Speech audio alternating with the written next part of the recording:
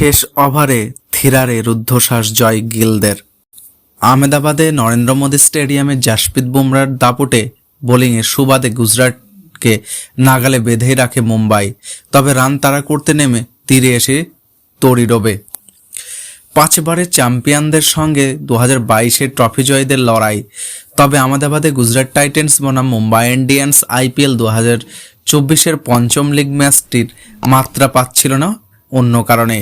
এই ম্যাচটি বিবেচিত হচ্ছিল গুজরাট টাইটান্স বনাম হার্দিক পান্ডিয়ার লড়াই হিসেবে। 2022 সালে IPL-এর আঙিনায় অবিভাবে হার্দিক পান্ডিয়ার হাত ধরে চ্যাম্পিয়ন হয় গুজরাট টাইটান্স। 2023 সালে ফেরা হার্দিকের নেতৃত্বে IPL-এ ফাইনালে ওঠে টাইটান্স।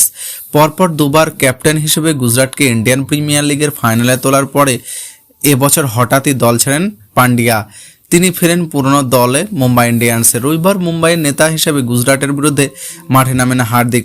স্বাভাবিকভাবেই স্পটলাইট ছিল তার দিকে। যদিও রোহিতের হাত থেকে নেতৃত্ব নিয়ে হার্দিক পান্ডিয়া মুম্বাইকে টুর্নামেন্টের শুরুতে সাফল্য এনে দিতে ব্যর্থ হন। প্রথম ম্যাচ গুজরাটে বাধা টপকানো সম্ভব হয়নি মুম্বাই ইন্ডিয়ান্সের পক্ষে।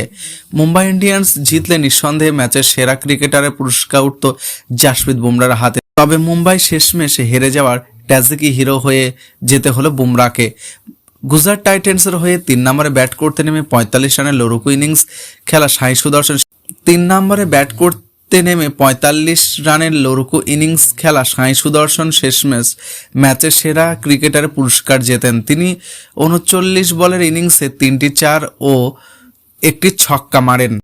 জয়ের জন্য শেষ 2 বলে 9 রান দরকার ছিল মুম্বাই ইন্ডিয়ান্সের, তবে তারা 2 রানের বেশি সংগ্রহ করতে পারেনি। গুজরাট টাইটেন্সের 6 উইকেটে 168 রানের জবাবে ব্যাট করতে নেমে মুম্বাই ইন্ডিয়ান্স 9 উইকেটে 162 রানে আটকে যায়।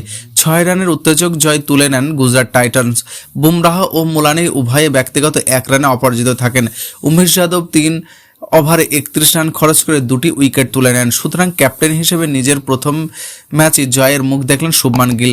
মুম্বাই ইন্ডিয়ান্সের ক্যাপ্টেন হিসেবে প্রথম ম্যাচেই হারের মুখ দেখতে হলো হার্দিক পান্ডিয়াকে।